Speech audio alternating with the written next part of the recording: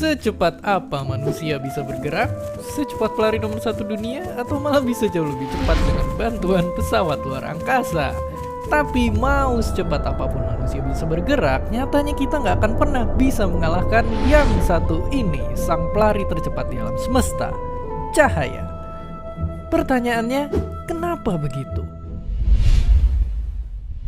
Oke, jadi sebelum tahu kenapa, mari kita bayangin sejenak, secepat apa cahaya itu bisa bergerak. Jadi ini, bumi dan bulan itu contohnya jaraknya itu jauh banget. Butuh waktu 160 hari buat sampai dengan mobil atau 3 hari dengan roket terkuat buatannya manusia. Tapi tebak berapa waktu yang dibutuhin cahaya buat kesana? Jawabannya cuma 2 detik. Pulang pergi. Bahkan cuma butuh 8 menit buat nempuh jarak bumi matahari yang 380 kali lebih jauh jaraknya. Nah, cahaya bisa secepat itu karena singkatnya wujudnya itu adalah sebuah benda nggak bermassa yang bernama dengan foton. Inilah rahasia kenapa cahaya itu nggak usah repot-repot buat bisa bergerak secepat itu.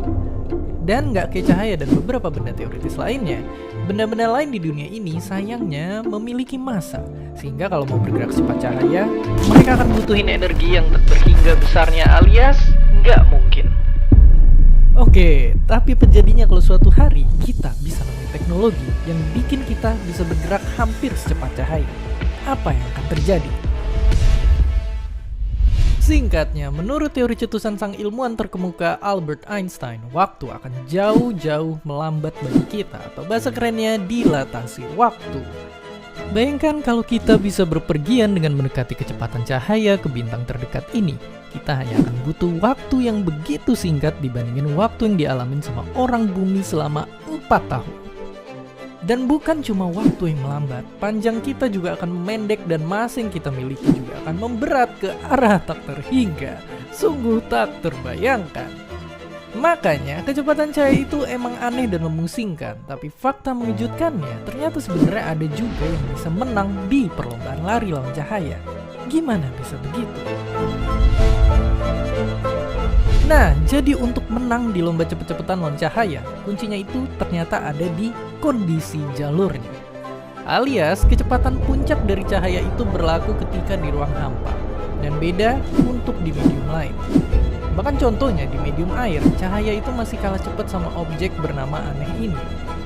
Dan meskipun sejak dulu udah ada kesepakatan di antara ilmuwan kalau cahaya adalah yang tercepat, hal itu nggak bikin kita berhenti nyari tahu. Dan hasilnya sampai sekarang kita terus bereksperimen untuk membuktiin adanya objek yang bisa jadi saingan cahaya. Tapi buat ngebuktiin dugaan ini benar, jalannya tentu saja masih panjang. Lalu pada akhirnya nggak ada yang bisa lebih cepat dari cahaya karena benda-benda lain masanya lebih besar. Tapi seandainya manusia bisa bergerak secepat cahaya, akan pergi kemanakah kalian? Dan seperti biasa, terima kasih.